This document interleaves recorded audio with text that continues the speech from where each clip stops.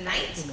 And it's so lovely to see so many alumni here in the audience tonight. Thank you for coming back and supporting. We're so excited that you are here.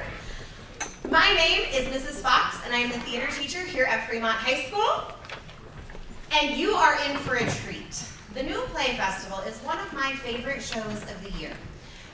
What you are going to see tonight are 6 never-before-seen one-act plays that are student-written, student-directed, and of course, student-designed, acted, everything. So, this year's theme is Fractured Fairy Tales. They were tasked with taking a classic fairy tale and making it their own, giving it a twist, giving it an update, something along those lines. So, you might recognize some of these characters, some of these opening scenes, but we promise there's a twist coming. Before we get started tonight, I have a couple quick housekeeping announcements. How many of you are here to do a performance review? Oh, good. Now's your opportunity. Take that selfie if you need. With your program, with you and me, it'll be great. Oh yeah, I'll get in the photo. Here we go. Oh yeah. Whether you liked it or not. Anybody else? Selfies? Great. Now that you have your phones out, make sure that you put them on silent, airplane mode, vibrate, turn them off completely. It's not that long of a show. And there is no photo or video taking during tonight's show because these little blue screens are a lot brighter than you think they are. They are very distracting to both the people sitting next to you and the actors up on stage, so we do ask that you keep them away for the duration of the show. You will have plenty of opportunities at the very, very end to take photos of our cast and crew on stage together, and after the show in the lobby, you'll get to take lots of photos, and we are videotaping, and we will put this up on YouTube later. So, check out our YouTube channel. That way you can share with all of your friends and families, because guess what? It's all copyright free. They wrote it themselves. It's my favorite. During tonight's show, should there be any sort of emergency, not that we ever expect one, please leave through either of the rear exits lit by those green exit signs and follow all instructions given to you by our Shannon Theater Tech crew in their snazzy Shannon Theater Tech crew shirts. There will be one 15-minute intermission during which you can buy snacks and drinks in the lobby. We do ask that you finish all of your refreshments before coming back on into the theater. I believe there is a preview in your program of what you can expect and enjoy. Should you need to use the restroom, there are ones available in the lobby as well. Now that our phones are off and we're all hungry for intermission snacks, let me tell you a little bit about our shows. Our first play tonight is titled Awaken. Playwright Katya Haperskova says, "I'm so honored to have my play chosen for the 2nd year in a row and to see the final product on stage. This year, I had a clearer vision of what exactly I wanted to write about, and I also changed my writing process, which I think made the experience much smoother. A few people seem surprised by the fact that I wrote this play, and I will admit it's a little different from what I usually write. Not to worry, I still managed to make it 15 pages long and give nearly every character a monologue. Overall, I'm pretty happy with the result, and I hope that you can all enjoy this not-so-fairy tale-like exploration of what it means to love." Director Danny Maciel says, "Awaken is a fractured version of the fairy tale Sleeping Beauty. It introduces audiences to the young princess Lily, freshly awake from her cursed slumber, as she explores her past memories to learn how she fell asleep. I love Katya's writing and stories and was so excited to work on her show, no matter how overwhelming it got at times. During this process, I learned that being a director means there are many different points of working by yourself and with a team with the help of a lot of communication. I really enjoyed working with and watching the cast and crew build this show and bringing it to life for all of you tonight. We give you Awaken."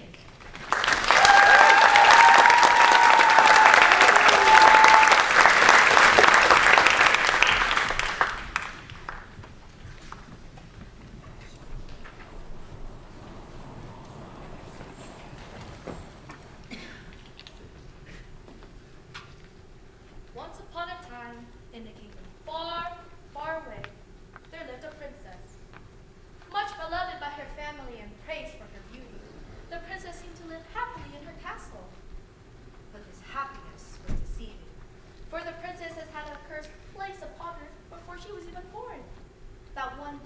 she would prick her finger on the spinning wheel and fall into a deep, endless slumber, which could only be woken by a true love's kiss. Sounds familiar, right? Well, don't be fooled by the limitations of your knowledge, because this story isn't the one you think you know. For you see, this princess had had many visitors over the years, but not one of them was able to break the ancient curse. Oh, fabled beauty, long have I searched these lands for even a hint of your existence, a trace of your presence. At long last I have found you, and now, if you will permit me to kiss you, I guess you can't really consent to that. I can only hope that you may forgive me for this transgression after I break the curse which has so unjustly bound you to this place. All right, so 3, 2, 1, now kiss.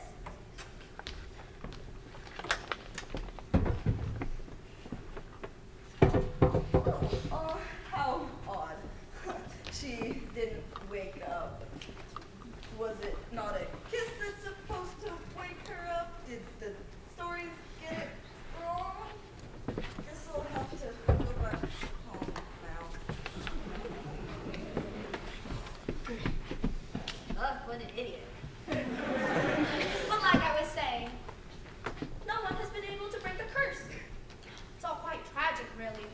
If only some part in this endless monologue would wake her up, but that would be certainly impossible. So you see, it's all rather pointless. Wait, what? I was only kidding. Oh, tell me that whole kissing her actually worked. What do I do now?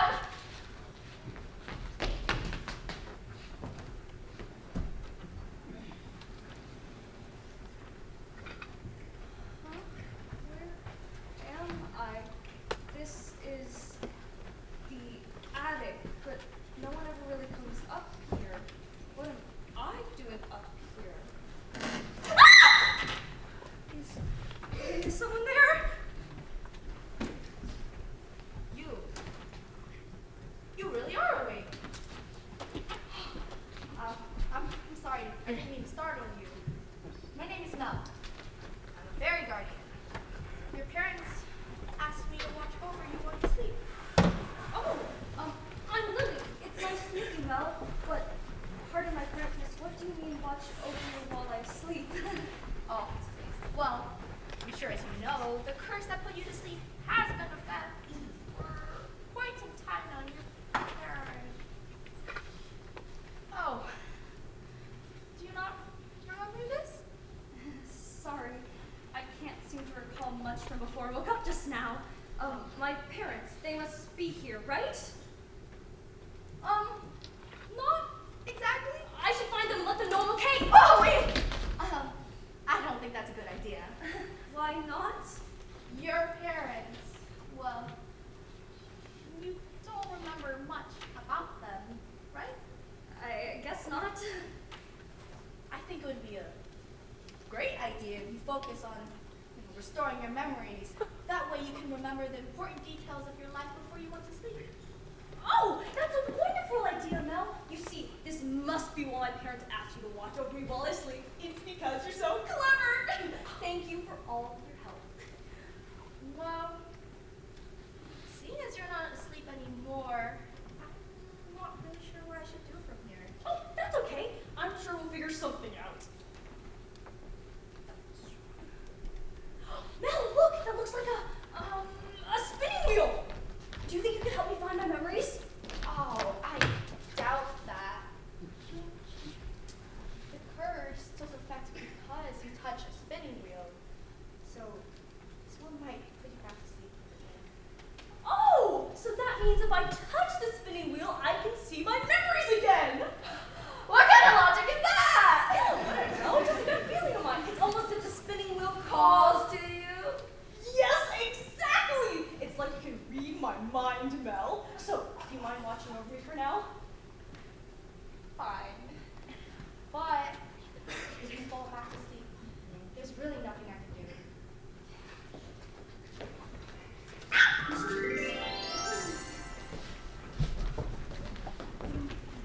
Mel, let me watch this!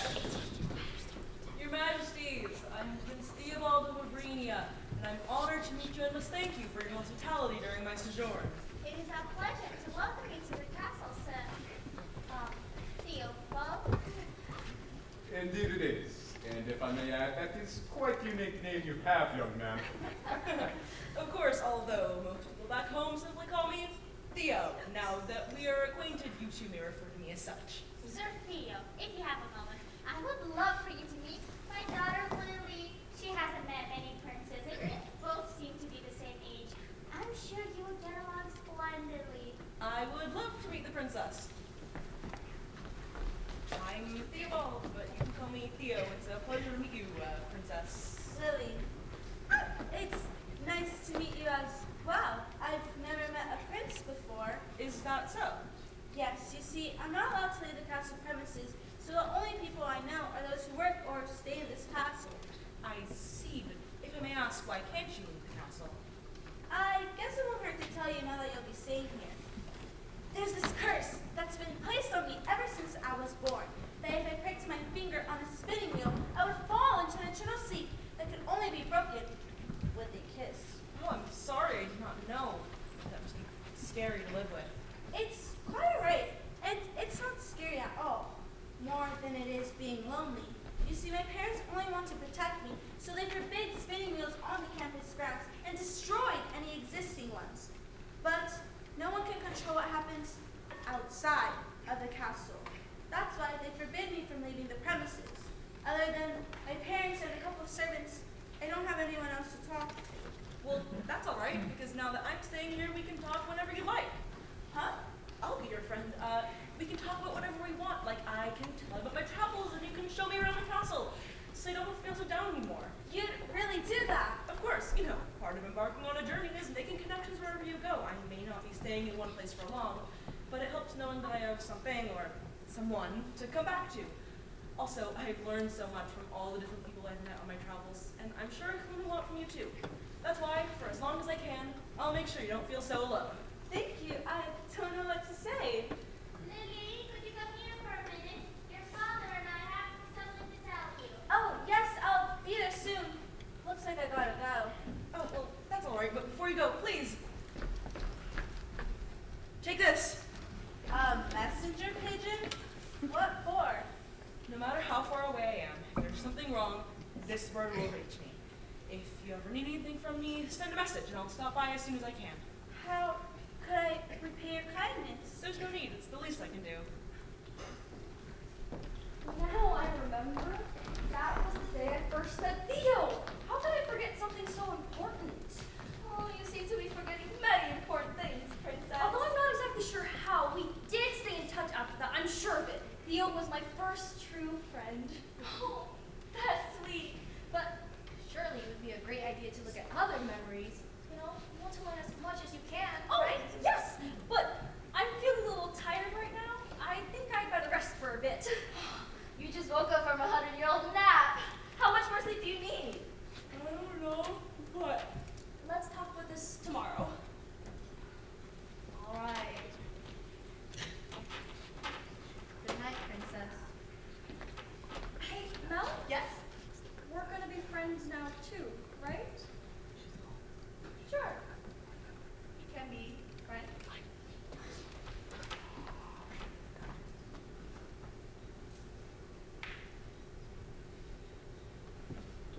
Good morning, Princess. Good morning. Huh? Is it morning? How much sleep is someone like her need? Well, anyways, I am well rested and ready to go. That's good to hear. I was wondering if today we could take a look at a memory of my parents.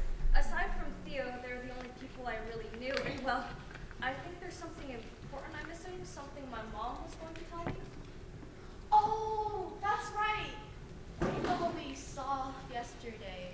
Seems like you were going to talk to your parents immediately after, which means The next memory is with my parents. Yes!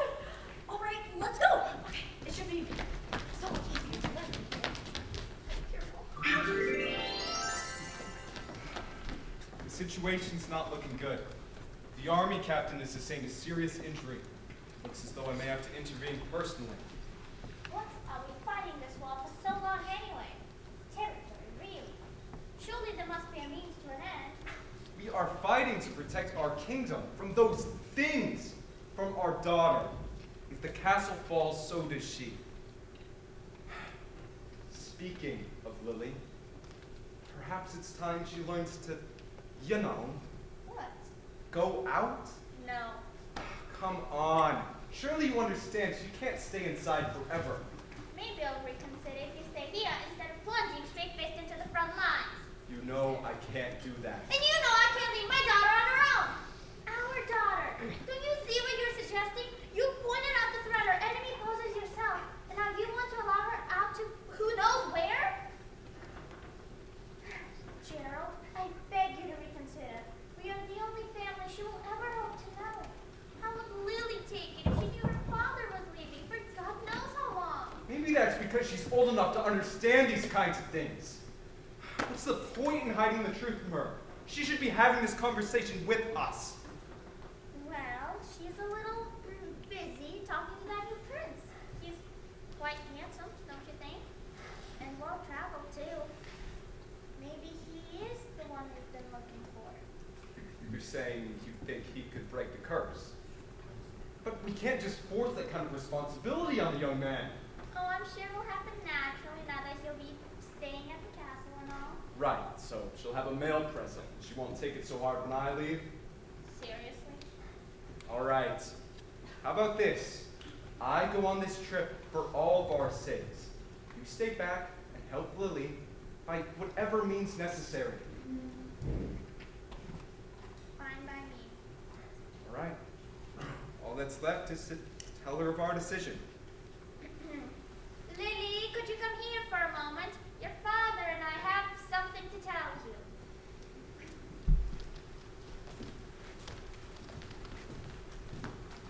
So, that's what happened. But it must be nice to finally learn the truth, right? Oh, Lily, right. What's the matter? What's wrong? Why didn't I do anything? My parents were willing to risk their lives for my sake, and did I really just go along with it? Your parents. They thought Lily did the best at the time. But couldn't I have done something? Wouldn't that have changed things? I'm not sure. Maybe you have, and the result was still the same. Clearly, your parents didn't need your permission to do what was But right. it's not right! I was old enough to have a say. I should have done something. I could have done something. Oh, really? Did you think you could really change their minds? They already made up their minds, Lily. There was nothing you could have done that could convince them otherwise. It's called authority, and it's something all parents have over their children, especially yours. My parents used their authority for love. If you say so. But it is hard to get the full picture with just 2 short memories. We're going to have to keep looking. I don't know if I want to. So what are you gonna do? Just lie on your bed and pretend like nothing's happening? Really?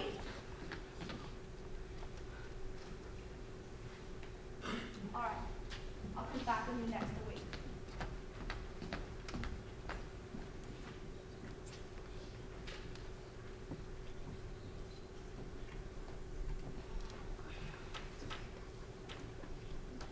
Mel, what are you doing? Huh? Oh! I was just making sure that nothing's broken or anything. Are you ready to continue? We can look at a happy memory this time to lift your spirits. I'm trying to help you here. Isn't this what you wanted? Please? I guess I still want to know how I ended up falling asleep. All right, we can look at one last memory.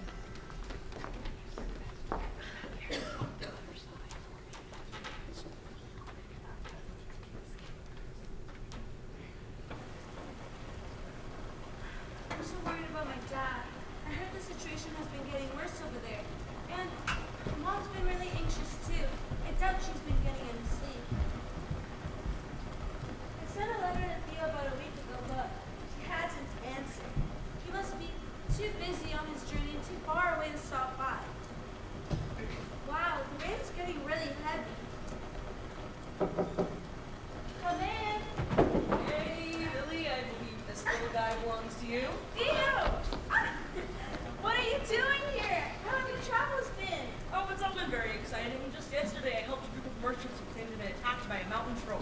Turns out they were right. The troll came back with us, and I was there to help fend it off. You're so lucky you get to travel so easily. I convinced my mom to let me go outside just for once. But then it started raining out of nowhere.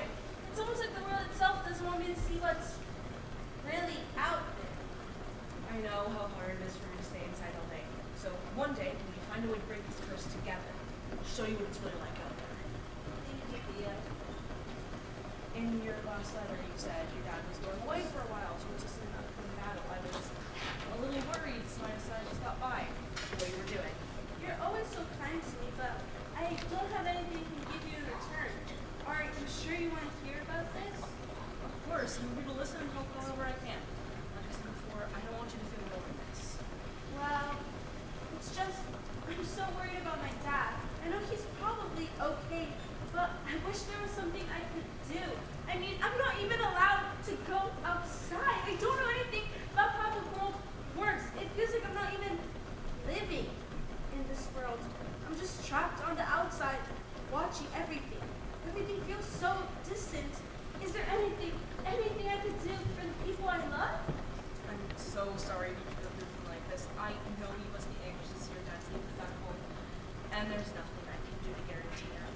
But I understand distance. When you're traveling the world, it's easy to feel like an outsider in a place where nobody knows anything about you. I've never felt close to my parents, and in our letters, they always remind me how much they love me, even if they never say it directly. Somehow, I can tell. I just know that no matter how much distance there is between us, it's our love for each other that guides us. That's beautiful. I never thought of it that way. Thank you, Theo. I'm glad I could help. Huh? What's that strange device over there?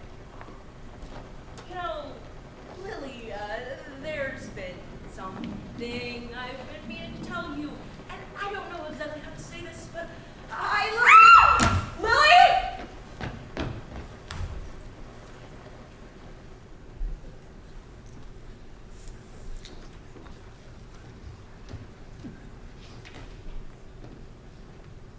So, that's how it happened. I'm going back to sleep now. Don't you want to learn more about these memories? Maybe you can learn about how. No! No! You were right. These memories aren't good for me anymore. All I feel now is pain from not being able to change what happened in the past. I'd rather rest some more, figure out the rest later. I'm so tired. As you wish, princess.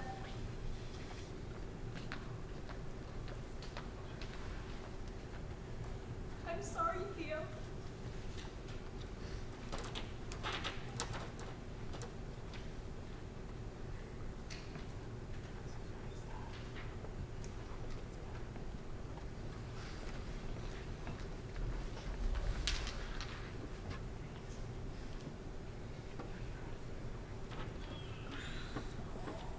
What is with this headache? I mean, I guess it makes sense after seeing all.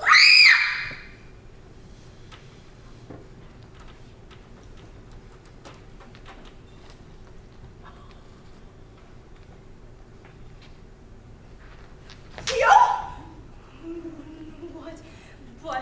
What is happening? But I didn't even touch the spinning wheel yet. So, you still haven't figured it out yet? Mel, what is happening? What exactly is going on here? Why are you talking like that? Oh, so now you want answers. You know, I didn't think I had to do all this in a monologue, but, well, your naivety didn't let you catch on, did it? Did you do this? Well, this memory isn't yours. This reality isn't real. You're still dreaming, Lily. You always have been, and I'm here to make sure it stays that way. You lied to me! I said I was a fairy guardian. I never said what exactly it was I was protecting.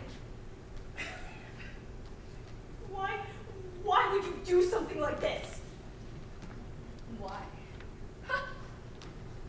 You really know nothing! It's because of your sorry excuse for parents. Oh, your parents. You really don't know what they've been contributing to the war, do you? Your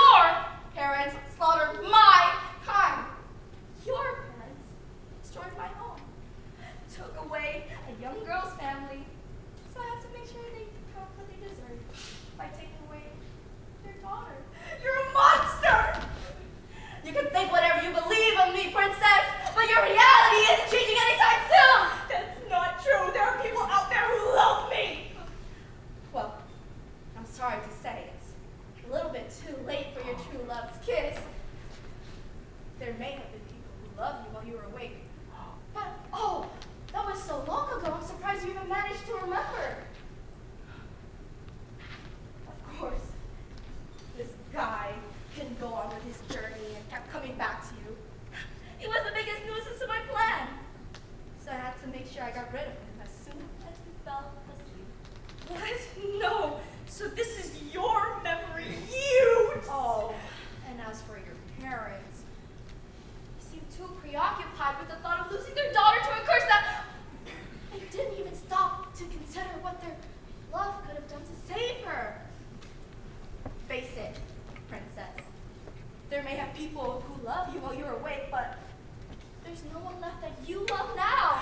You're lying. You've been lying this whole time, and you're lying now. I will find a way to break this curse if it even exists. Oh, suit yourself.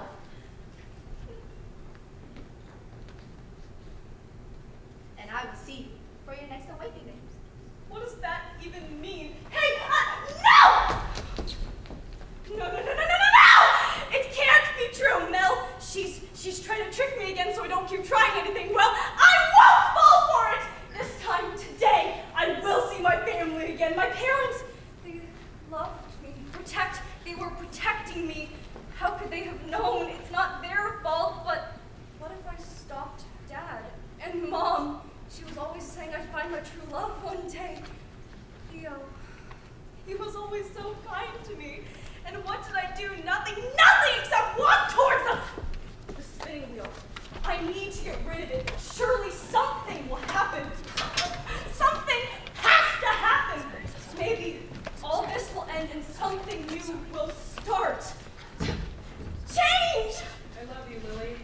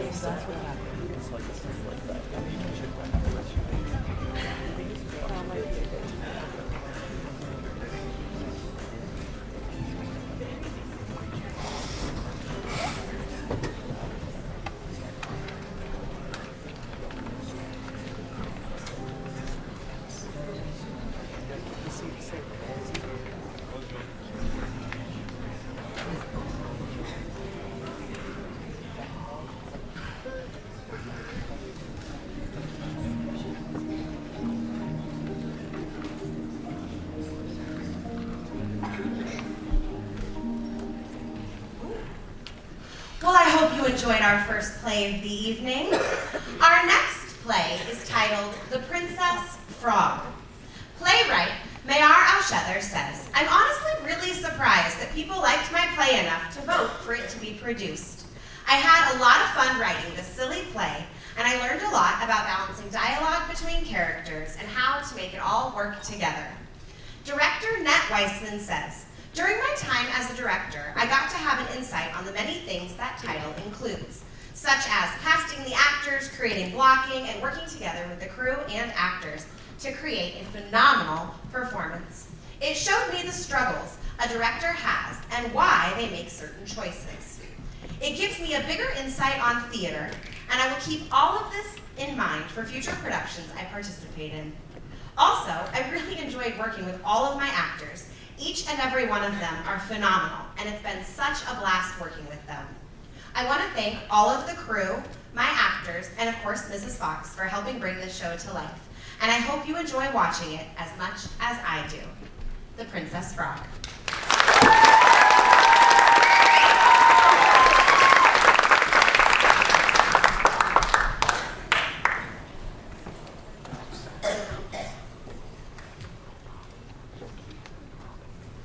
Well, hello. If you have been alive for any time in the last several hundred years, I am sure you have heard of the Frog Prince. A frog who, after a princess's kiss, is transformed into a prince.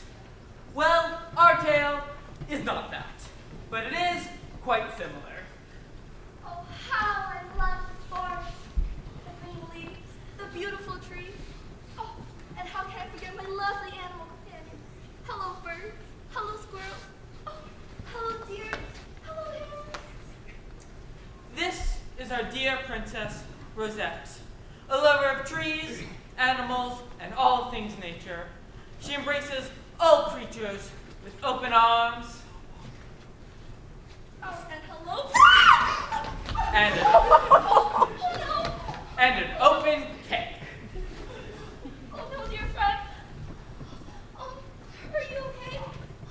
I sincerely apologize. Hello? Have you fallen asleep?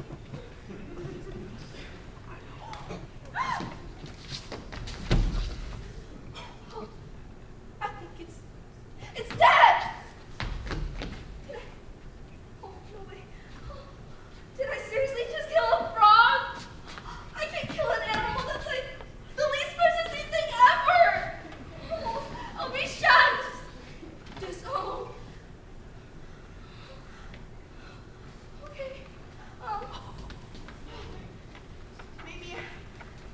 Maybe I can give it CPR. But the frog is so small.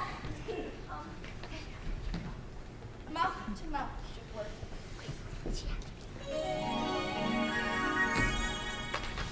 Oh my god. Oh! You're turning into a human. A prince! My prince! If you know this tale, you must be thinking, wow, that was a pretty short story. The princess has now kissed the frog, albeit through unconventional means, and she will now have her prince. Charming? Well, you would be wrong. Ribbit. What? Aren't you supposed to be a handsome prince? Not that I mind you being a princess. I just ribbit expecting was. Hey, why do you keep saying that? Ribbit. Yeah, that. You know, you can speak normally now, right? You're not a frog anymore. Ribbit. Oh God. At this moment, Rosette realized that this was in fact not a princess transformed into a frog, but rather a frog transformed into a princess. In other words, this was a frog in a human's body. Now she had a larger problem, to find out who dared to curse this pure forest creature, and how she was to turn them back into a frog.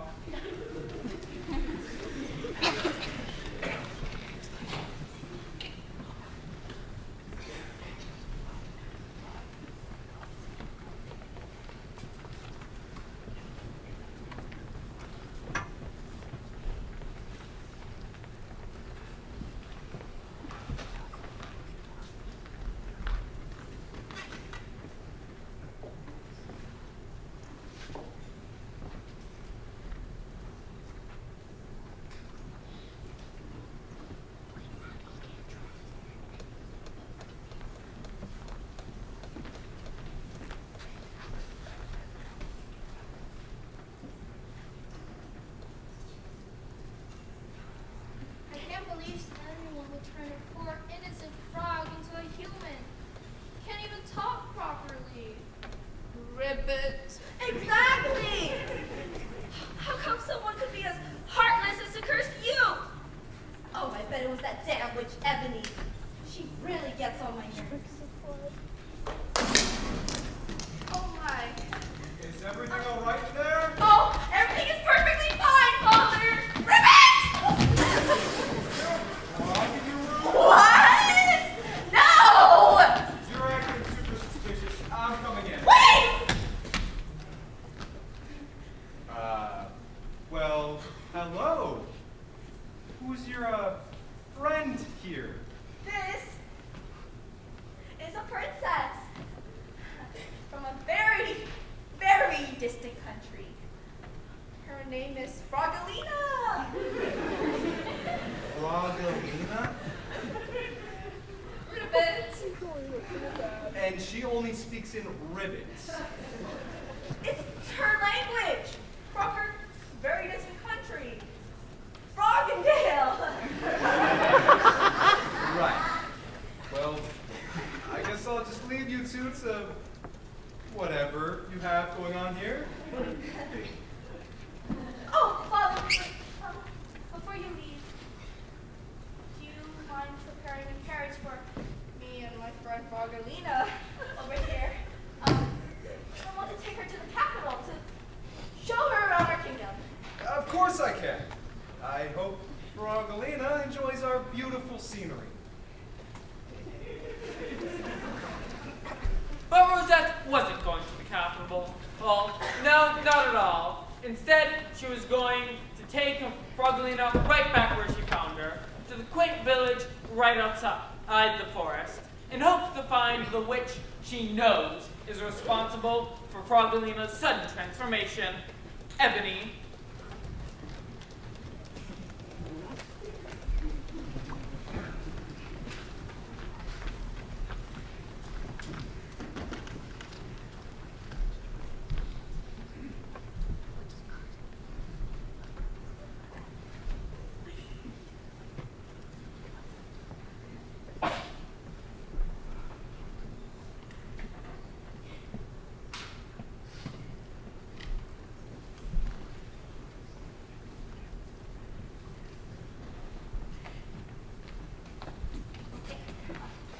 We'll only be here for a little while, all right?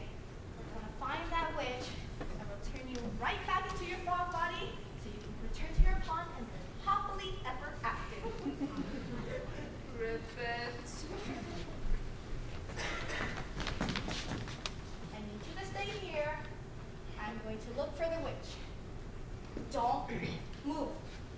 Okay? I'll be right back. Don't move. Do I make myself clear? Ribbit. Don't move. Ribbit! Hey man, I said if you got here. This is from your last call.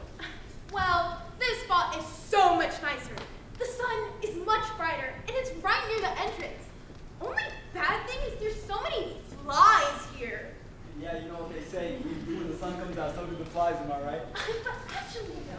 During summer, there's just so many flies. Hey, watch out. Ribbit. What? Okay. Hey, Whoa. lady, what is your Yo, you gotta pay for problem? that. Yeah, Ribbit. Is that all you have to say for yourself? You nearly destroyed my whole stall. Ribbit! We don't have much time. Ebony is hot on my trail and... What is going on here?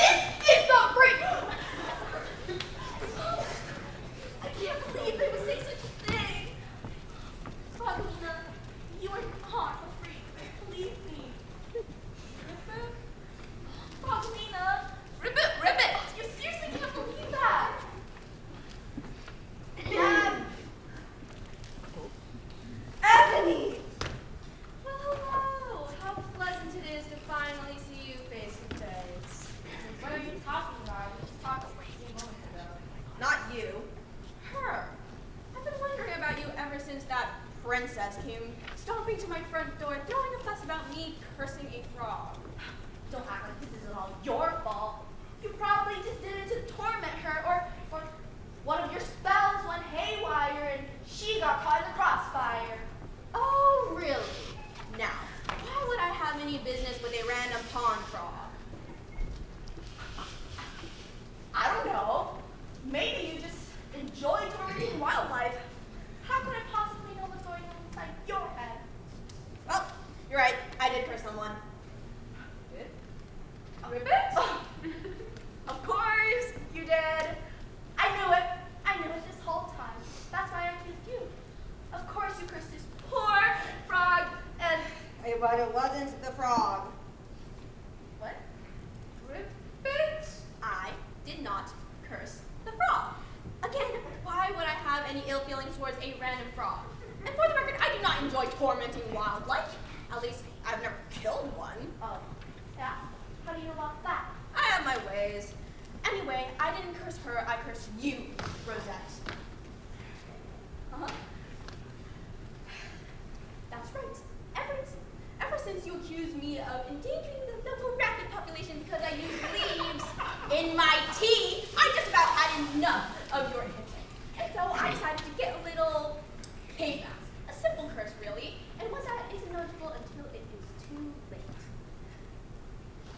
What are you talking about? Well, when you kiss the frog, it turned into a human. Have you tried kissing any other animal? What? Why would I do that? Just try it. Here.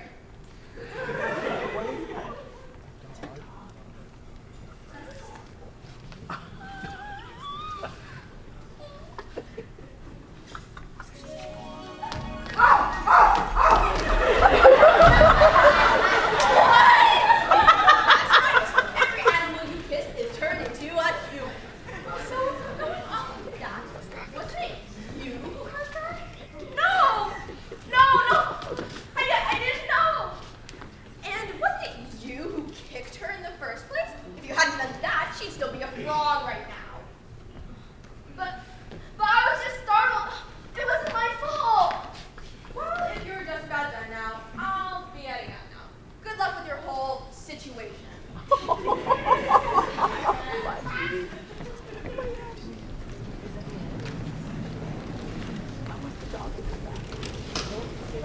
Why did the dogs have to burn?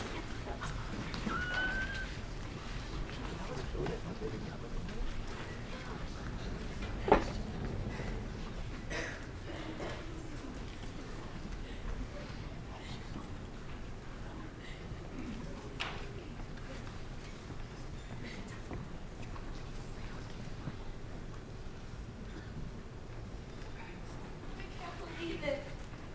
I can't believe it's all my fault. I got turned into a human. Ribbit. Okay, well, it still would have been my fault if you were turned into a human and you were like a princess or something. But that's completely different. You didn't want to be turned into a person, did you? Ribbit? Well, I guess it makes sense you've never thought about it before.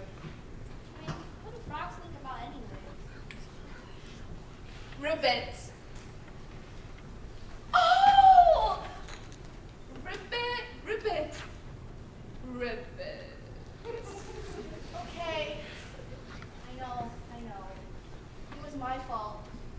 I just got startled. Sorry I kicked you. You scared me with your sudden presence. Ribbit. And I guess the forest is your home, and I was technically the one intruding. I'm sorry, alright?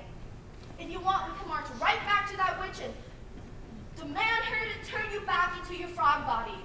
That way you can continue eating flies and licking your eyes and whatever else frogs do. Ribbit. And I will apologize to Ebony for harassing her about that nonsense.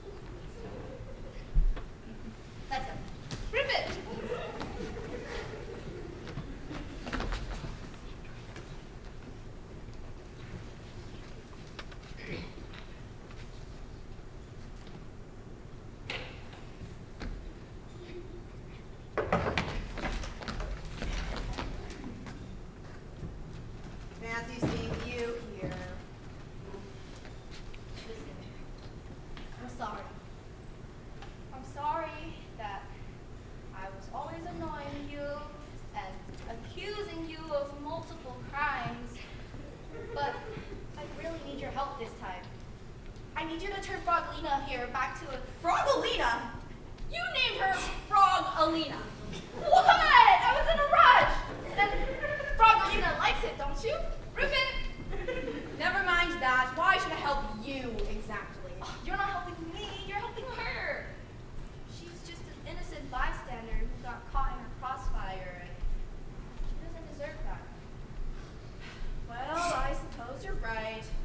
Frogalina isn't involved in our business, just an unfortunate victim of it.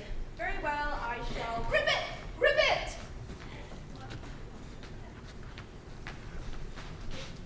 You don't want to be turned back into a frog? But why? Everyone has been so cool to you. Ribbit! Ribbit! Ribbit! Frogalina, you sure praise me for the bare minimum. Ribbit! Ribbit! Ribbit! Ribbit! Huh. I suppose it would be odd to go back to being an animal after gaining human consciousness. Ribbit! Ribbit! Ribbit! Of course, it can all be friends. Come here.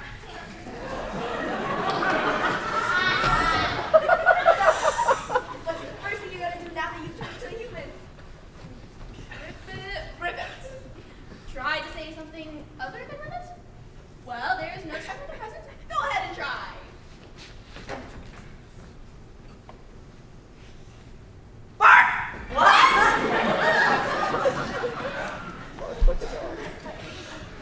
And with that, our most riveting tale comes to an end.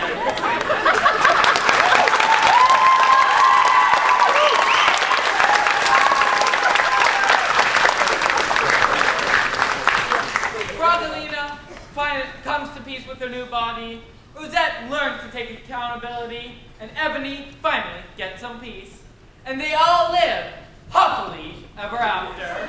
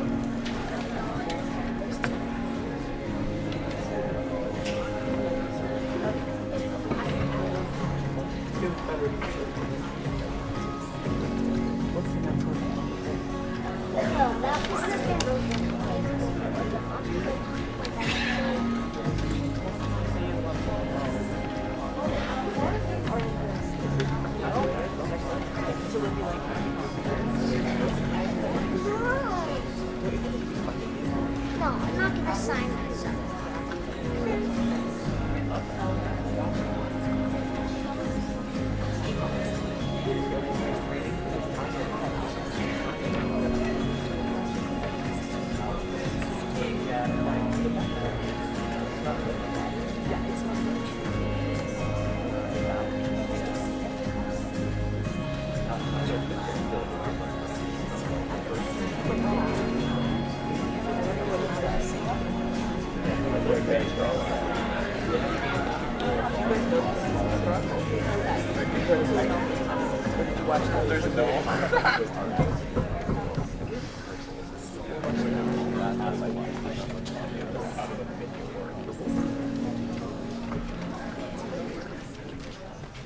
Wasn't that funny? Oh, I love a good pun. Our third play of the evening is called called I Promise You Belong. Playwright Danny Maciel says, I Promise You Belong is a fractured version of the classic fairy tale The Ugly Duckling by Hans Christian Andersen. And I'm so sorry, but no one is playing a duck. Instead, the show follows a young boy, Ducky, as he struggles with the relationship that he has with his older siblings and the relationship that he lost with his father. I personally struggled with writing another fairy tale, but keeping it different. I felt very much stuck in a box at times. Nonetheless, I enjoyed testing myself with a more serious storyline that could still be wrapped up with a bow into a happy ending. In the end, I really loved this show, and I hope you will too. Director Katya Haperskova says, directing You Belong was definitely a unique experience for me, and pretty much my only leadership experience in high school. I have to say, I was never confident about leading or directing anything for my entire life. But since it's my senior year, I figured now is the best time to step out of my comfort zone. And while there were stressful, challenging moments, there were also moments that I look back on and think, hey, I'm really glad I decided to do this. I'm also so grateful to have such a kind and supportive community to work with. From our designers and technicians who are always so on top of their work, to my enthusiastic cast, and of course, Mrs. Fox, who is always there to help figure things out even when I don't fully understand what I'm doing. Thank you all for being here tonight, and I hope you will enjoy the rest of our plays. We give you I Promise You Belong.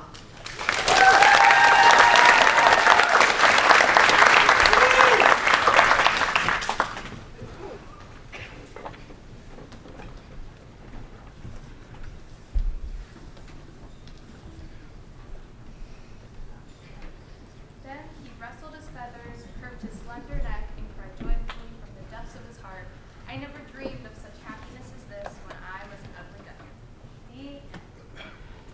So, the ugly duckling isn't even a duck? No, at the end he discovers he was a beautiful swan all along. So the ugly duckling is adopted? Oh, you're the ugly duck. Thank you, it's because I'm a beautiful swan.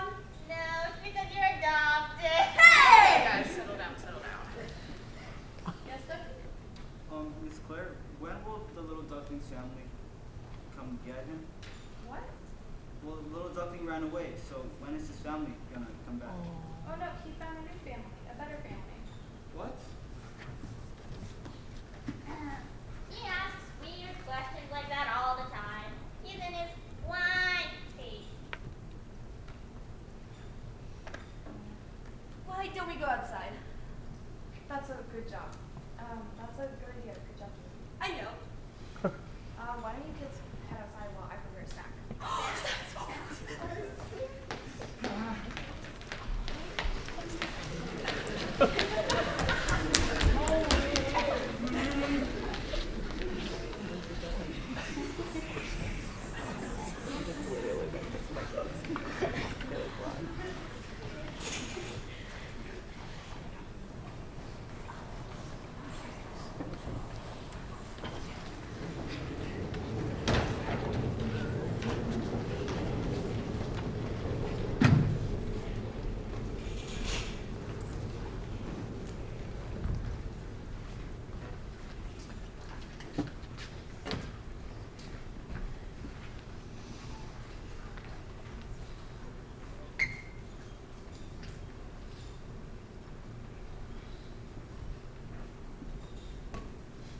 So how long do you think this babysitter's gonna last? She seems fine so far, but our questions seem to be throwing her off. Oh, especially Ducky's. Hey, Ducky, do you want to come over here? We'll play together. But I'm playing with Gargan Snore. Wouldn't playing with us be more fun? We can talk and everything. Yeah, Ducky, you can't always stop the bear as your only friend. It's not. I have other friends. Friends that are actually here? Angie! Clearly he doesn't want to play with us. Whatever. He has to make new friends at some point.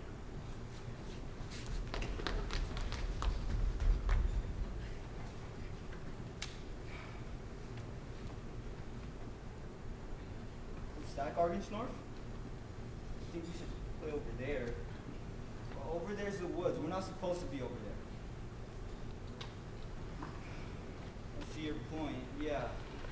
It's like Dad always used to say. Okay, now let's go. All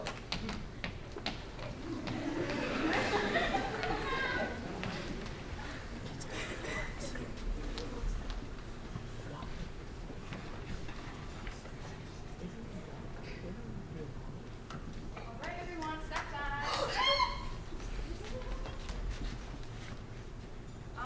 Where's Ducky? What? He's over there playing with garbage control.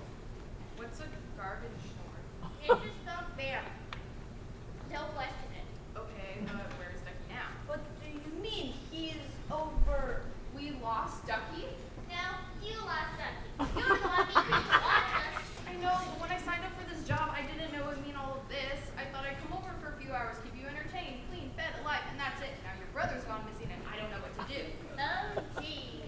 Can we help? It's very nice of you to include that what's on. We don't want either of you getting lost too. I'll call the neighbors and have them keep an eye on you while I go to bed.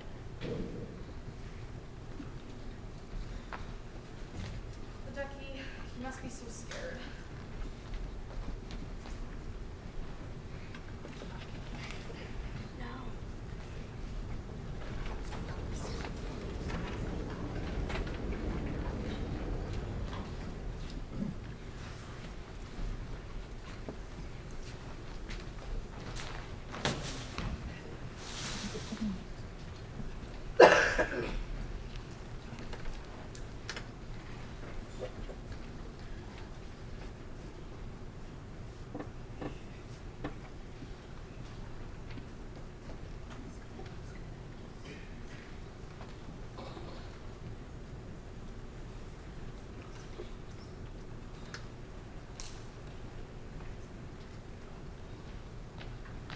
I-L-O-V-E-Y-O-U-D-A-D.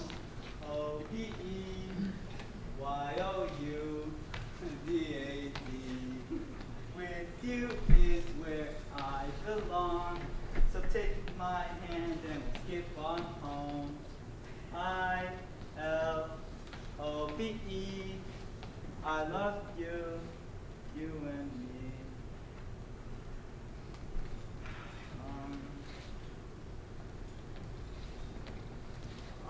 I'm lost.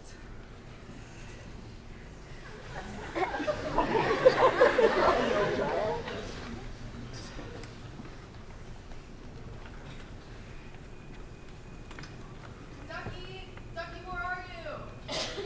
Ducky? Ducky, there you are. I was so worried. What happened? Sorry, Miss Claire, I got lost. Lost? Are you sure that's all? Look, I know your siblings can be a lot sometimes, but I don't know if I could try talking to your mother and see if there's anything. This is my dad. What? My dad was my best friend, and now he's gone, and nobody knows how to be nice to me anymore. I'm so sorry, Ducky, but it's not your family's fault. Family can be hard sometimes. It's not supposed to be. How about this? You like stories, right? How about I tell you a new one? What's it called? Let's call it I Promise You Belong. And it starts with a girl named Claire. That's me. My parents left when I was really little, so I grew up in foster care. And it was really hard. There always seemed to be this voice in the back of my head telling me that I didn't really belong, so I ran. But I didn't get far. I ran into my foster brother on his way back from work. Found me practically running in circles, stopped me, and made me explain. Well, at least I tried to. I was ranting and crying, and it was not pretty. Then he got down on my level and said, Claire, I promise you belong. And he brought me home. How does it end? How was what? Story. You didn't say the end, so how does it end? Well, it hasn't yet. My foster brother aged out a few years ago. We still talk every now and then, but have mostly gone our own ways. Now I'm a senior in high school, and we'll age out the foster system in a few years. So let's just say to be continued. Next chapter. Okay. Look, Ducky, what he wanted me to know, what I want you to know, is that family can be complicated. You may not look the same, you may not be related, you may not have the same opinions or emotions about things. In the end, some people come, some people go. But that doesn't mean that you're not family. It doesn't mean that they don't love you all the same. Got it? Yeah, maybe, but Of course. Now, can I bring you home? I was worried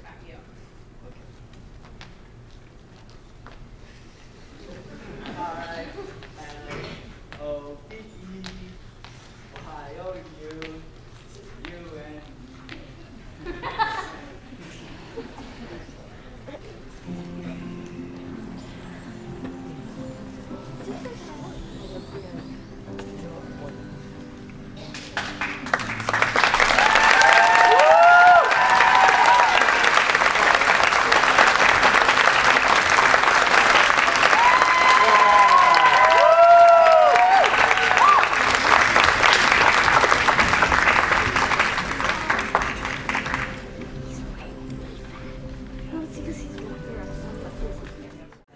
Everything's the most exciting. Did you enjoy Act 1? Excellent. Well, I am happy to welcome you back for Act 2. I have a quick note for you. At the end of Act 2, we are going to do our rose ceremony where we bring our technicians on stage and honor them. We are going to do our thespian inductions where we are inducting 10 new members into Thespian Troop 2753. Of the International Thespian Society. And then we are also going to be honoring our seniors. After that, as you exit, our house management team is going to give you a little red ticket. That ticket is going to be your vote for once you've watched all 6 plays. We would really love it if you would vote on which one was your favorite play of the evening.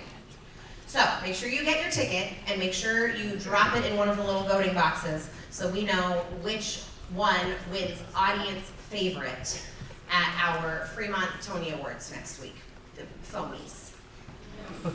We now give you one last gingerbread break. Playwright Urem Faria says, I really enjoyed writing this play. I liked thinking about the different relationships between the characters. Director Mayar Alshether says, I've had a lot of fun working with my cast. I loved exploring their stage chemistry and just seeing it all come together in the end. It's honestly really bittersweet. Seeing this production come to life is like seeing a child go off to college. We hope you enjoy One Last Gingerbread Break.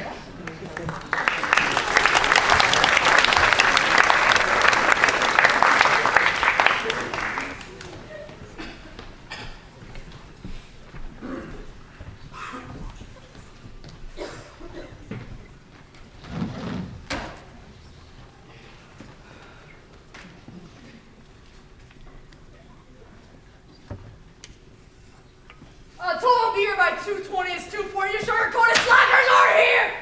I know we're late, but hey! We got you some cookies! Hey, what's he gonna do? Fire us? We're basically the reason this department's still standing. So, what's in this head, Chief? Petty theft, rough and velvet on the loose, the Cookie City Butcher is back. Settle down now. Come here. Are you too familiar with the gingerbread man? Ooh, serial robber, right? Last seen in Icing Hills as far as I know. What? I thought she was last seen in an oven canyon rubbing the bakery boutique. Snakey's movements are pretty hard to track, but the National Cookie Government has given us valuable information I think you'd like to know. So spit it out. What are they saying? Saying he's last seen headed on a public subway headed straight for Cookie City. What? Movements are pretty hard to track, but no clue what he's planning. He's probably up to no good. So, what's the plan so far? Can't let anyone know about the current investigation, so for now we're issuing stakeouts to high-interest spots for criminals. So we're just standing around at Julia's shops and such? Cool. Can't let the gingerbread man know we're onto him. Sorry, it's not much. I don't mind a stakeout or two. It might be good for us. You're such a sucker. Not in front of the chief. Cookies! Cookies! Calm down. There's no room for bitterness on these sweet streets. I'm sorry, Chief. He's sweet as icing. I don't know what came over him. Good. I need you both on high alert. This guy's pretty hard to catch, so I need mines rooted in peppermints for this case. You got it, Chief. We're both committed to finding this guy, even if it takes 200 stakeouts. That's a lot of stakeouts. Good. Now for your first location, the Sugar Cube Jewelry Store on Snickerdoodle Street. Yes, Chief.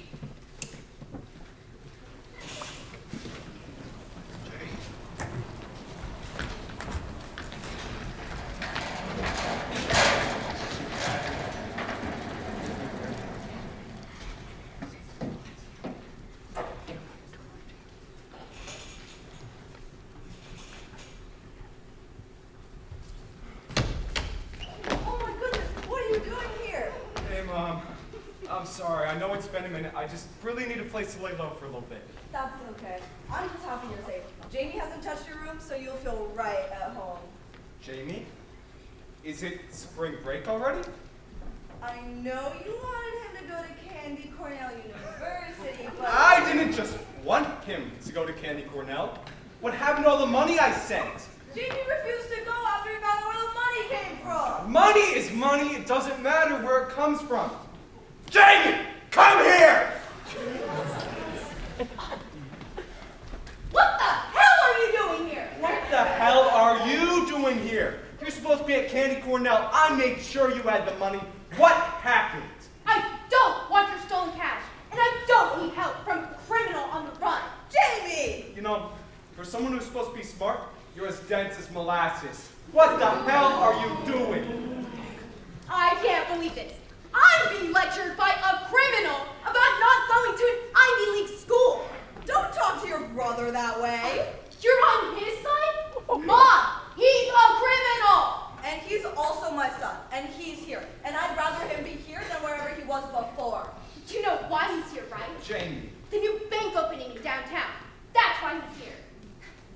He's here to steal. That's all he does. Is this true? I'm not gonna stay here for long. See? It's just one last break, okay? I'll steal what I can, and then I'm done, I swear. I'll move to Choco Bell. No, Rocky Road. No! Tahiti. And what if they try to catch you? What are you gonna do? Well, then I'll run, Mom. It's what I do.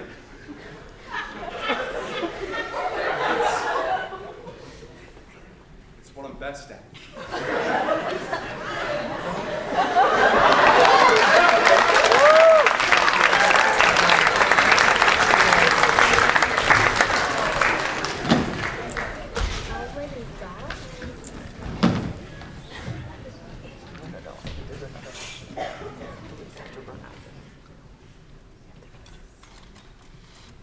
So, why'd you want to see me? I think we gotta leave. The new bank opening up downtown. It opens up next month, but insider knowledge lets us know that it starts moving the money in next week. We did some research on the gingerbread man, and we found that he doesn't stay in one city for longer than 2 weeks. And if he plans to strike, it's soon. Impressive. Exactly why I asked you both to work this case. So, what do you need? Gonna need to set up surveillance on the streets surrounding the bank. Not gonna lie to you, Chief, we probably won't catch him, but we might be able to see where he's hiding. You want to let him rob the bank first? Before catching him? I'm not sure about this. The gingerbread man thrives in chaos. If you pursue him inside the bank, chances are he'll intentionally set off alarms and get away to the north. If you pursue him outside, we may be able to track him in the calmness of the night. If you're concerned about losing some money, you could ask the bank to move fake cash instead. No, you're both right. A thief like him would spot a fake bill from a mile away. So we're free to move forward? Absolutely. Thank you, Chief. We'll catch him. He can't run forever. Let's hope so.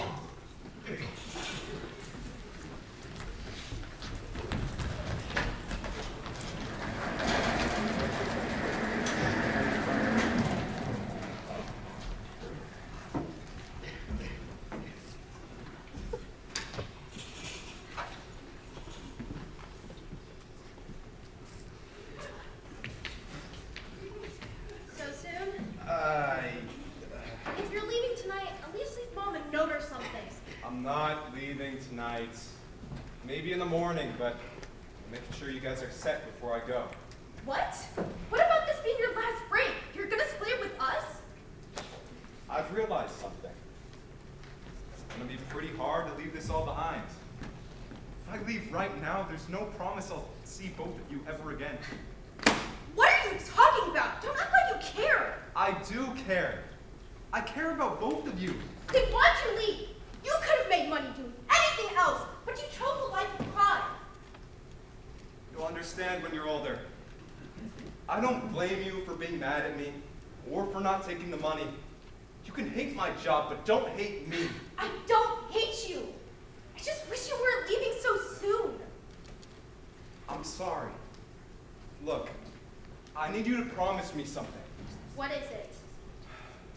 I'm gonna come back around 4 tonight. I probably won't stick around to say bye to Mom. So how about you say bye to her for me? You want to say bye to Mom so bad you can tell her yourself. Jamie, I'm not kidding around. Please, do this for me. I don't get it. Why can't you tell Mom yourself? Why do you have to leave again? Where are you even going? You were asking too many questions I don't have answers to. Just please. Okay, yeah. I'll tell Mom you said bye or whatever. But where are you even going? Answer me that at least. I can't tell you that. Seriously, you think I'm gonna go to the police? And what if the police come to you? What are you gonna do? Lie? Do you seriously think that of me? Okay, I'm not gonna lie. I have no idea where I might go after tonight.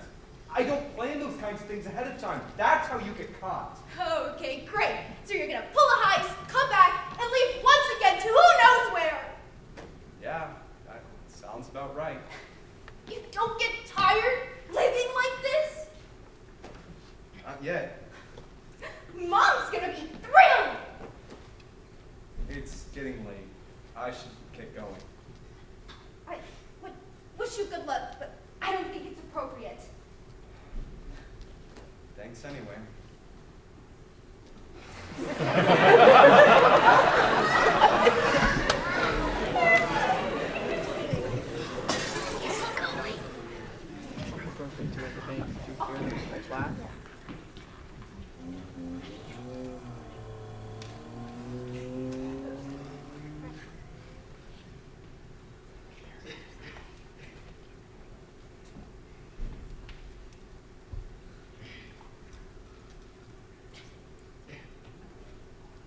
Oh no.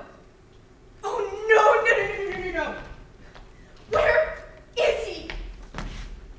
Where is he? Mom! Mom! What happened? Why are you yelling? Where is he? Where's your brother? Where is he? I'm not sure. Why? What happened? He said he'd be back at 4. What else did he say? Oh, he told me not to wake you up. Why? He said he was gonna... Oh, thank goodness! What did you do? What the hell, Jamie? I told you not to wake up Mom! You said you'd be back at 4. It's 5:30. I thought you got caught. Caught the bank. You went to the bank. And what took you so long? The police, they thought they were slick. They tried following me through the city. I'm not gonna lie, they probably know I'm here right now. What? I know, I'm sorry, okay? I just really need you two to listen. They know you're here. What are you gonna do? I don't know exactly, okay? But I've got to start running now. Running again? Ugh, where? I don't know yet, but I'm thinking to Gingerbread Man, we know you're in this apartment complex. Come out the main entrance with your hands up. No, not my son! Don't make us come in there. You have 5 minutes before we come into the complex. You're really gonna run? I'm so tired. So tired of running. No, I have no plan, no destination. not now. Don't make us come in there. If not now, when? They're gonna take you away and we'll never see you again. And if I run, you'll never see me again either. What are you doing? Final warning, Gingerbread Man. I'm turning myself in. But before I do, I hid some money behind the toilet. Let me grab it for you and then I'll go.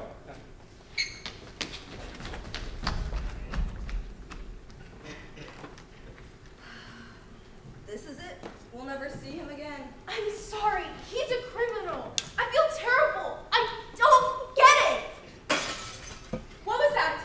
Hey, you okay? He's gone. No! He's gone out the window. My window. Oh, look at your head. Wait, that's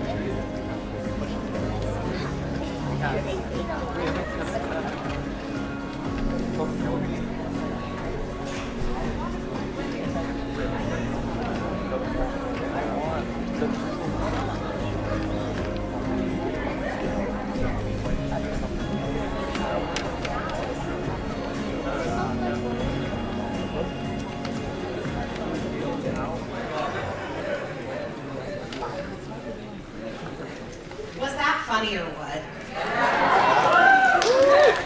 Our next play is titled The Snow Queen.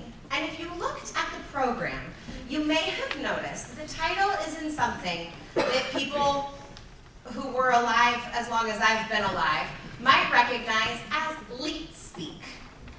Playwright Daphne Emmert says, "It took some time this year, but I have really learned how to build realistic relationships between characters, motives for character actions, and motives for dialogue.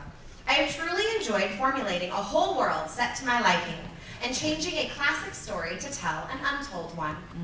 I hope people take away two things from this. Tech can be destructive, so be wary. And no one is ever truly alone."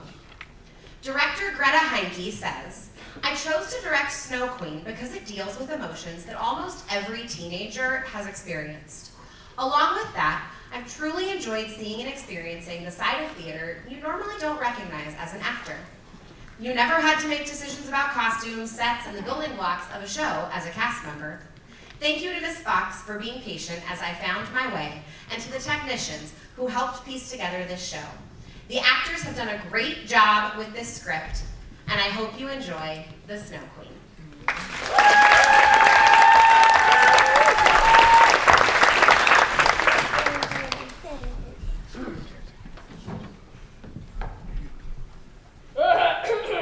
Now to cause some mischief. You are ugly. Nice one, me. So we'll definitely carve that. People always care so much what a random internet troll says. Okay, you didn't read my message. Let me try another thing. You must be a lion, because you're lying to yourself if you ever thought you looked good. No? This little thorn in my side won't let me read my messages. Just gonna down to letter L. Why? Because I can. Okay, I'm getting your God. Who the blank is this sprite? Why are there so many L's? Who are you, and what do you want? Yes, we got them. Now to destroy their self-worth. You know, I think my grandma's prettier than you. She's less wrinkly. What is your problem? My problem is that you exist and are an egregious eyesore. Dude, what have I done to make you hate me? I wasn't aware that someone needed a reason to hate someone else. But if you must know, I believe that you are a waste of air and that the world would be so much better without you in it. But you think the same way, don't you? Good? Bah! Try as you might, can't run from the truth, Kai. Kai, where are you? I've been searching for you for hours! Oh, over here! Are you okay? You look like you saw a ghost. I just remembered when I lost my favorite pencil a few years back. It broke my heart, remember? How could I forget? You bawled like a baby for a week. Did not. Did you? You are a liar and you know it. I have no idea what you're talking about. Yeah, whatever. Anyhow, why were you looking for me? Can't one friend just simply look for the other without needing anything from them? They can, except for when that friend is you. Hey, I'm not needy. Never said you were. All I'm saying is that if you are looking for me, you need something from me. So what is it this time?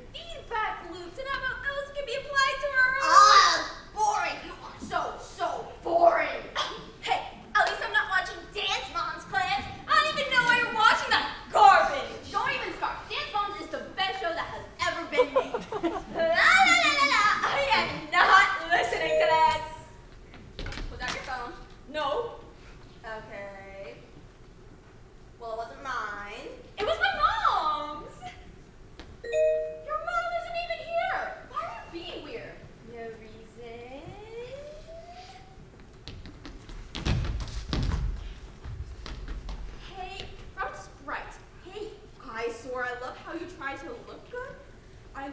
It's so nice to know that even at my worst, I still look better than someone. That's awful. Kai, who is this? Have you finally realized how worthless you are? Kai, who's Sprite and why are you getting these messages? It doesn't matter anyhow. This Sprite, whoever they are, is just a cruel lady who just needs to shut up. I'm the leading. No! I mean, let me deal with it. Can I have some alone time? Please? Are you sure? Don't you want to talk to somebody right No! Please just go away. But, alright, I will respect your wishes. Call me if needed. Please call. I will.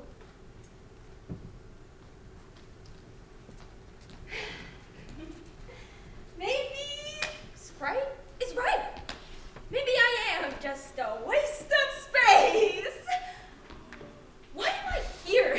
I mean, I know Gerda cares about me, but would anyone else ever like me? I'm terrible, and you should stop with that whole "I'm ugly, I hate myself" monologue. You heard that? Not all of it, but I got the gist of it.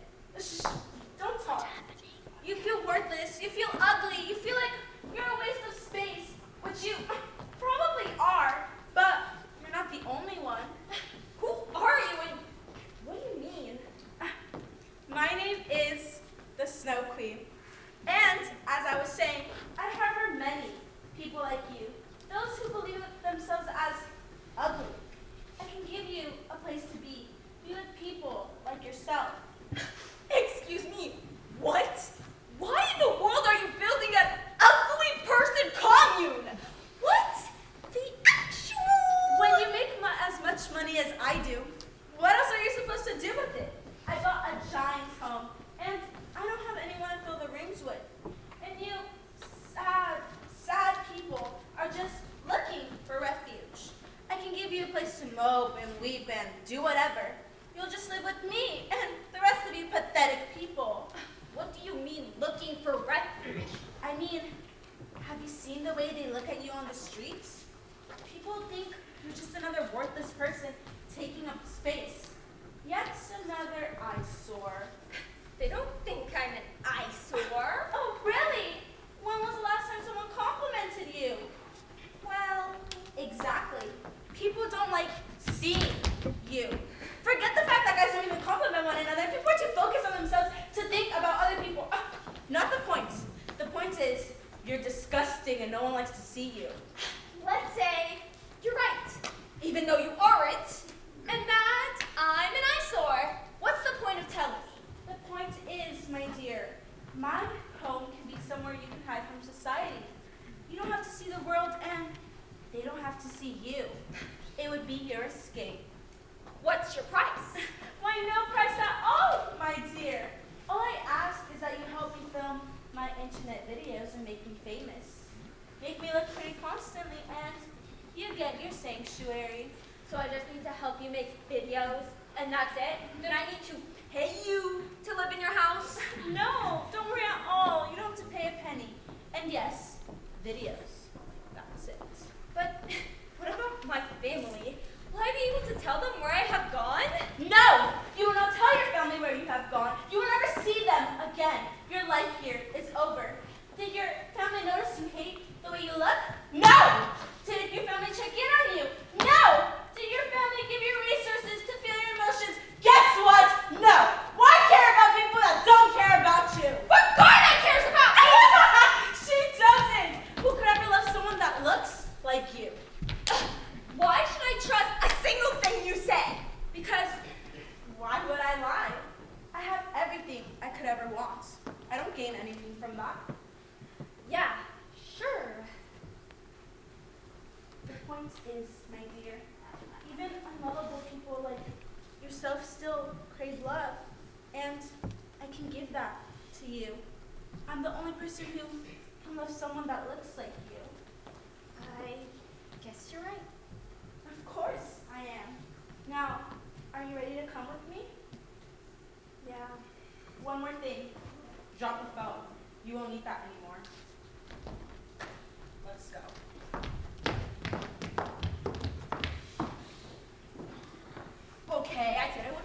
wishes, but like, sorry, I'm bulldozing here. You always bottle up your emotions and you don't let anyone in, but you need to. And I know I'm overstepping asking you, but Kai? Kai, where are you? Did you really run off because I'm trying to help you? That's really mature, Kai. I know you don't like to talk about this stuff, but like, I can help. No. That's her phone. Oh, gee, did Kai get kidnapped? Oh, shoot. Okay. Don't panic. Maybe she didn't get kidnapped, but she left her phone location on me. Okay. What do? I can't track her phone because it's here. But her Apple Watch. She said that's her Apple Watch. Wait. Let me make sure that's true. Yes, I found her. Kai, I'm coming for you!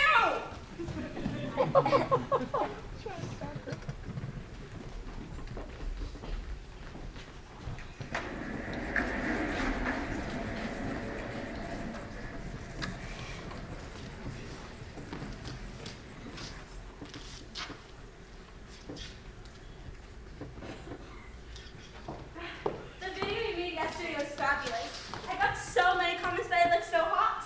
Isn't that incredible? Wow, so incredible. Oh, perk up. At least one of us gets compliments. You can live vicariously through me. Isn't that better than everyone silently judging you? Where are the other people you said live in your house? They're here somewhere. I've stopped caring. Are they dead? No! They, must have taken a wrong turn on their way to the living room. I have the giant's house after all. Can you just leave me alone?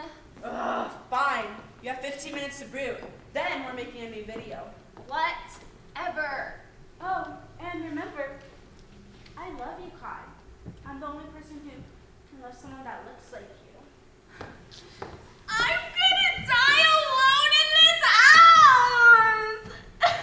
Kai, are you okay? What are you doing here? You shouldn't be here. I don't care. I did not just fall twice scaling a freaking mansion and shimmy through a window to not be here with you, Kai. Gerda, are you okay? Why are you asking me? You're the one who got kidnapped.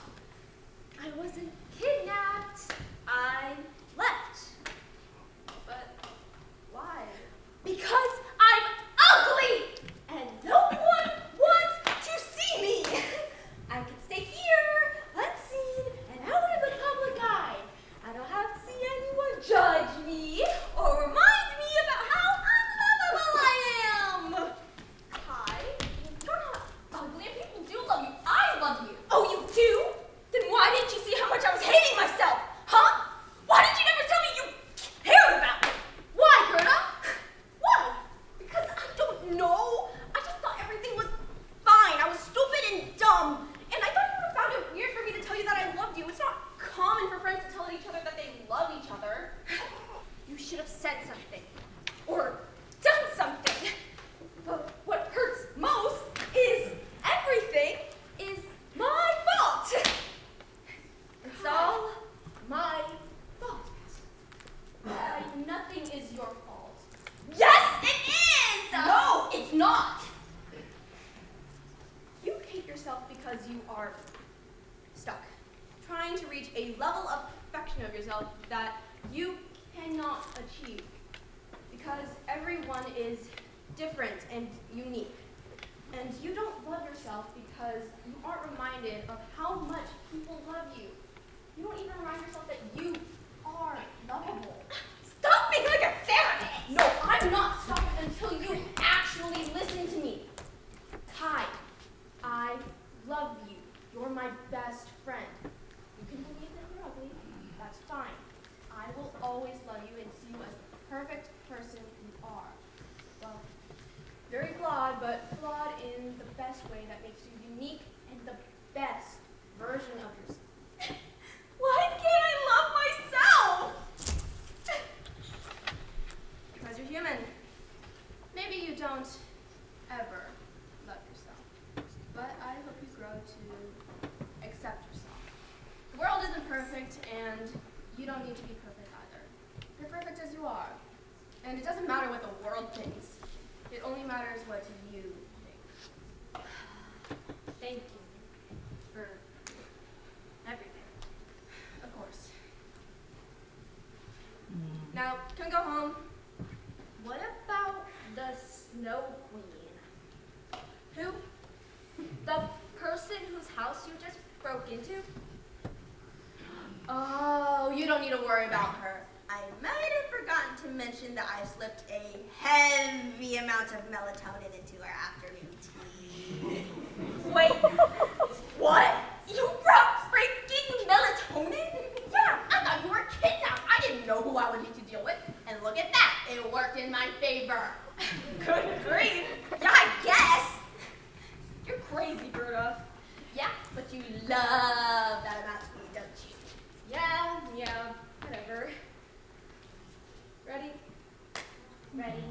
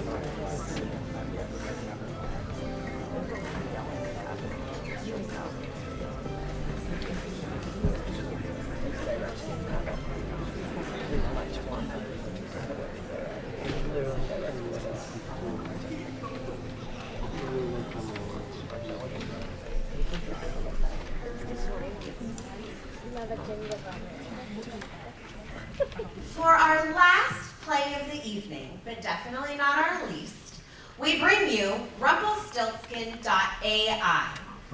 Playwright Phoebe Chan says, throughout this project, I have learned how to actually write a play. This was my first time writing anything creative to have it be shown to the public, so it was a really fun learning experience.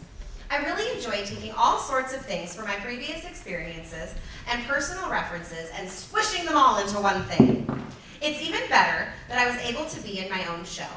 All of the jokes and references finally took shape, and it was really hard to hold back laughter on stage and backstage. Overall, I love how my show came out, and I hope you do too. Director Daphne Emmert says, honestly, being a director is difficult. You need to plan for so much, and if things don't go your way, like your idea for a moment falls flat on its face, you have to pivot. But I also have enjoyed seeing what the actors have come up with for their physicality choices. I had choreographed stuff in for people, but sometimes what the actors think of to do is way better than what I can think of. And that is what you will be seeing on stage instead.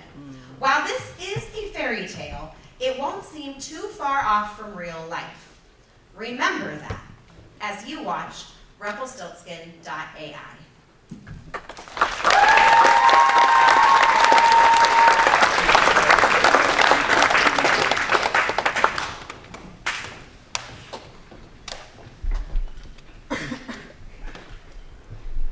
So, let me get this straight.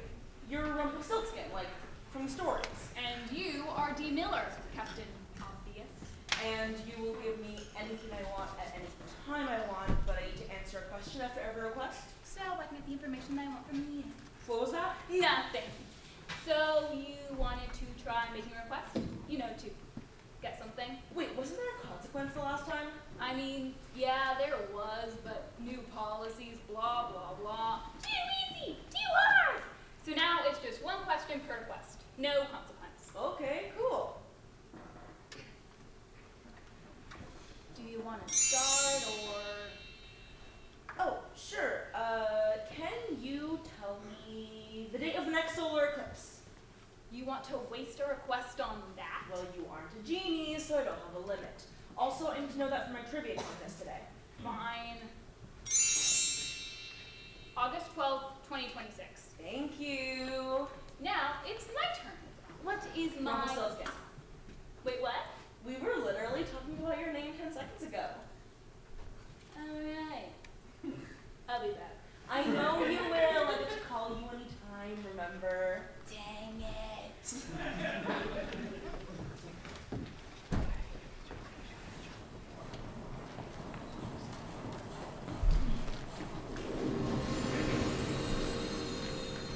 Hey Dee, you ready for that history presentation tomorrow? Was today? Yeah, it was today. Apparently it was. I didn't prepare for this at all. Did you prepare for this? No, I was trying to prepare for the trivia competition. I have to be prepared, but this is gonna absolutely kill my grade. Well, best of luck to the both of us, I guess. I mean, it's not like somebody could write this up for us. Yeah, unless. Hey, Rumpelstiltskin!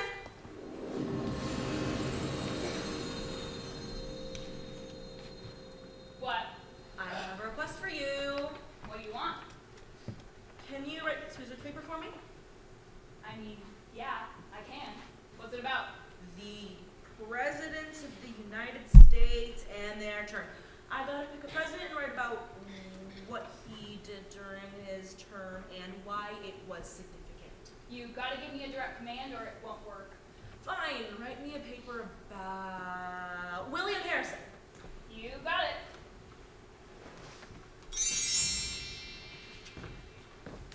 William Harrison. Aha, all right, here we go.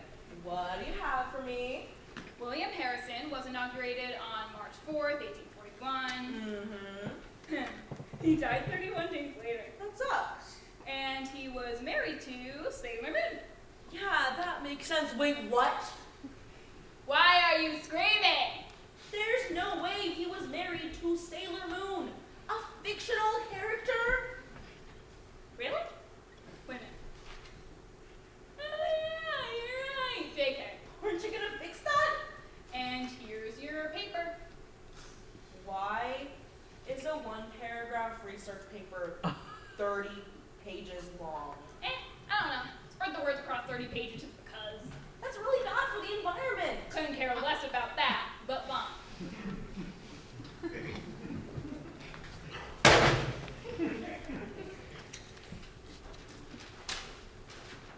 Here is a shorter version. Couldn't you have done that in the first place without wasting paper? Whatever. Now, it's time for my question. What are the last 5 things you've looked up? Why would you need to know that? Hey, I'm asking the questions here. I made you your paper, so you gotta tell me.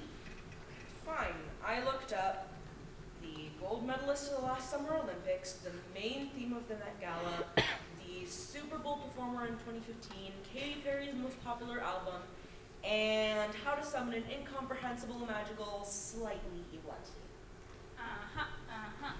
Okay, bye. What does he need that for anyway?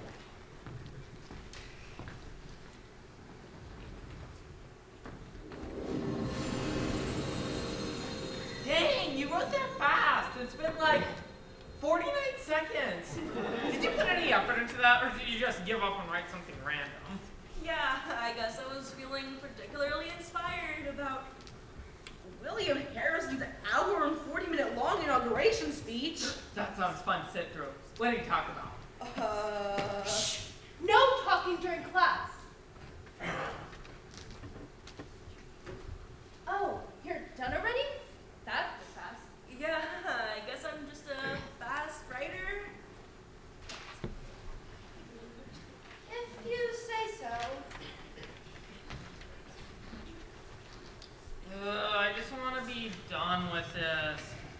wait for art. How far have you gotten on that fantasy piece we're finishing today? What piece?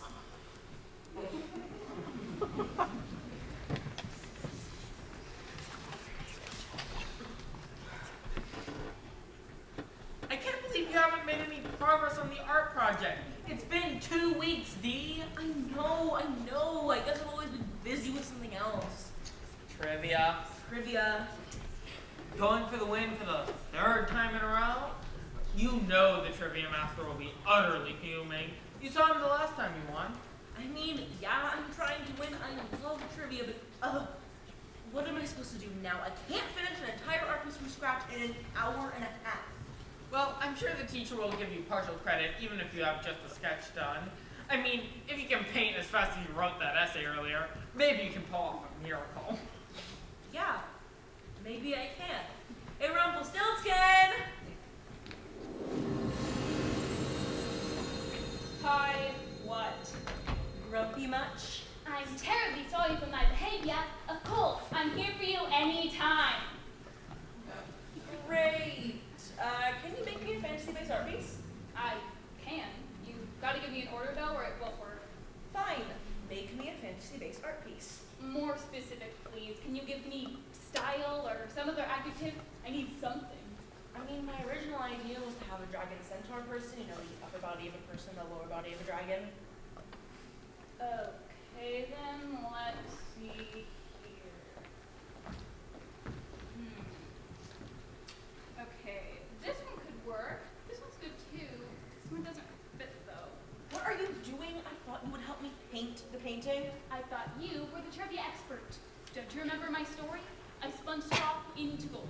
My powers can't create something out of nothing, so I need to take things from other sources to make you your things. Didn't you literally spawn my entire essay out of thin air? Yeah, because I had source material. I have all the information in the world here. Everything anyone has recorded throughout the world. But you thought Sailor Moon was the wife of William Harrison. I never said the information was reliable, because I have it. Sure, it's wrong every once in a while, but if you take the time to actually study the content, then you can usually find the correct stuff. Too bad I don't care enough to do that. That's your problem to figure out. But isn't that kind of... You have so many questions. Do you want your picture or not? Sure, I just really need to get this done. All right then, one dragon centaur coming up. Whoa! What are you doing to those paintings? I literally just explained this to you. I need source material to make your picture. I use the source material to make your picture. Last chance, do you want your painting at all? Yeah, go ahead.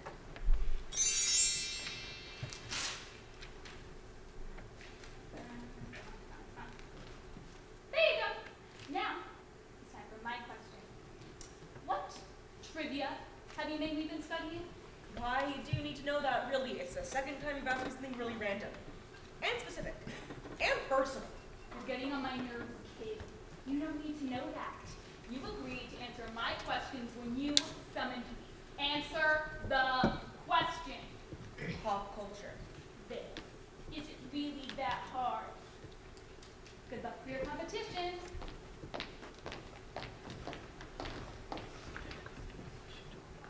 What's this? 4D Miller. Avoid these topics. What? So this is... Oh no.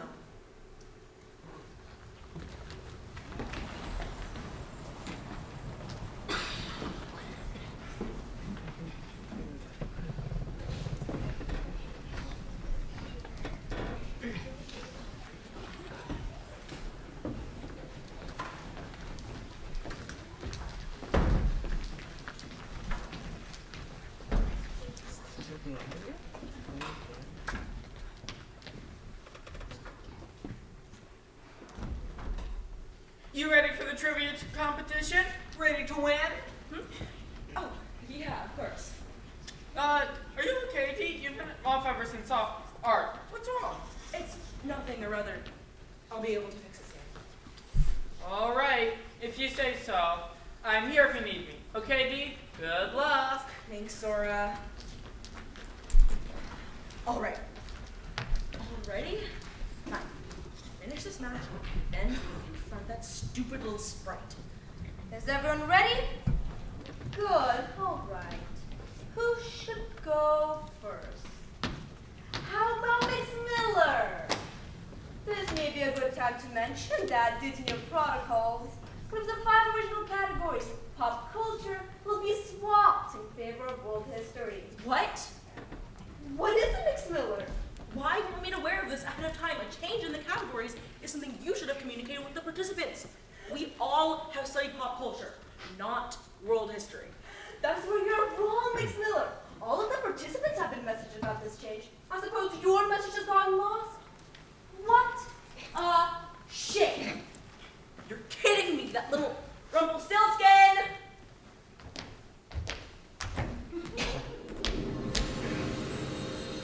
Hi, Dee. Need help with the trivia? Oh, wait. You're angry. Why are you angry? You know what you did to puny people. I saw you through the paper. Really?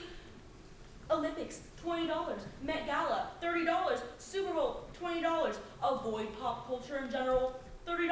Total price, $100. You sold my information to the Trivia Master. Oh, you saw that. Well, what do you expect me to do? Ever since I was put under new magical management, I haven't been able to turn straw into gold. I need more income anyway. The Trivia Master hates you for answering all of his questions correctly and winning the past 2 years. He was willing to pay a pretty penny in exchange for a way to have you lose once and for all. I was all too happy to oblige. Anyway, now that you know my dirty little secret, I assume you want me to go? No. I need to ask one more question. Tell me, how do I get rid of you? Permanently. Like in your original story before you got put under new management. That is an order. You wouldn't. I would, and you are required to tell me. My folder. That's the source of my power this time. If you get rid of that, you get rid of me. Too bad you don't have this. Wait. You don't want to do this. Think of all the information that that folder has. You could have everything in the world at your fingertips. Yes, I could, but I don't need to. That's why I enjoy trivia. Yeah, I could look up the answers on the internet anytime, sure, but that's not why I do it in the first place. I like learning the information just to learn it, not to know and forget, not to profit, just to learn. That's why I don't need this. That's why I don't need you.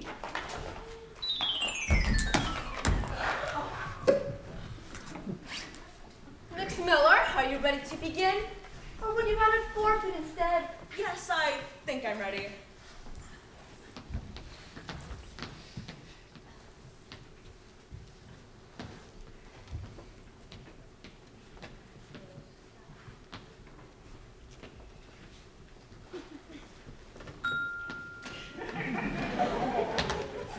He's finally gone. Finally. I just hope that something like this never happens again. Hey, Dee, I found this really cool thing. It's called ChatG.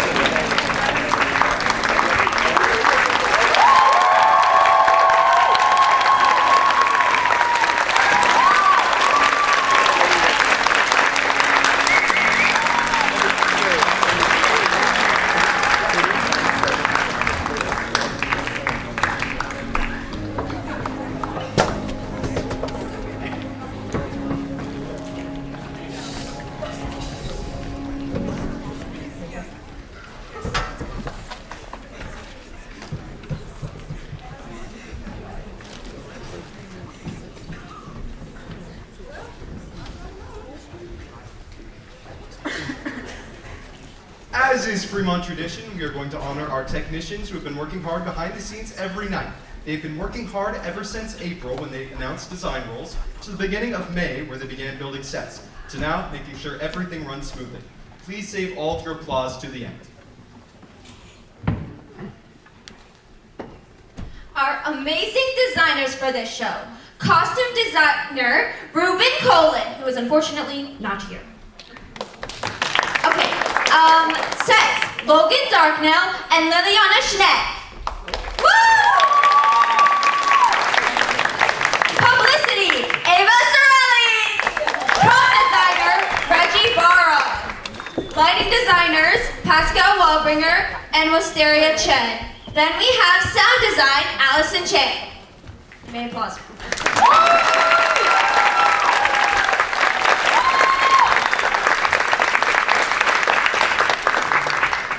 In the booth, we have Wisteria Chen on sound, Ava Sorelli on the light board. We have our stage manager, Valerie Quaresma, our spot operators, Eleanor Eng, Elizabeth Polychronopoulos, and our video camera operator, Reggie Barr.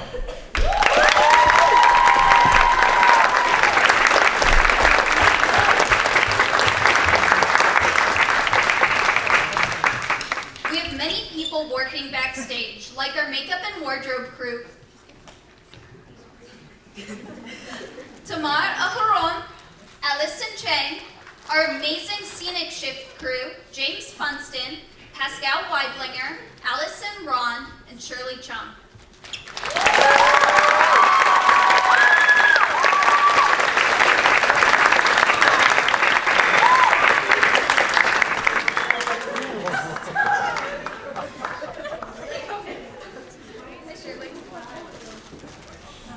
And last but not least, I'd like to honor the front of house crew. Our house manager, Miguel Marcos, our box office, Tim No, Milena Andrade, Lee Hong Nguyen, Adeline Cruz, our ushers, William Richards, Valentina Mesa, Athena McFarland, Ido Aron, and Jahida Tarango.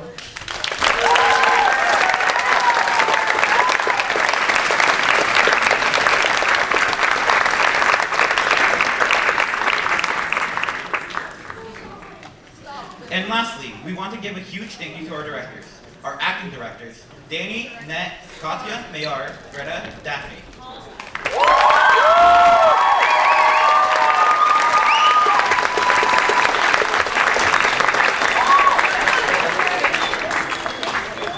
And our technical director, Miss Fox.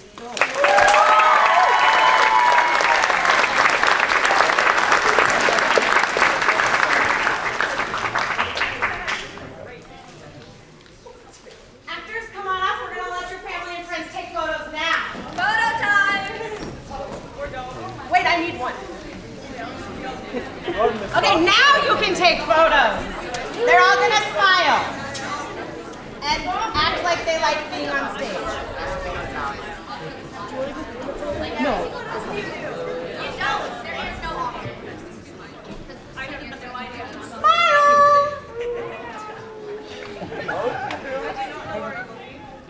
Just look forward. Nobody does. They're too invite Daphne. All right, they get 10 more seconds to get their photos. Pause and smile. 9, 8, 7, 6,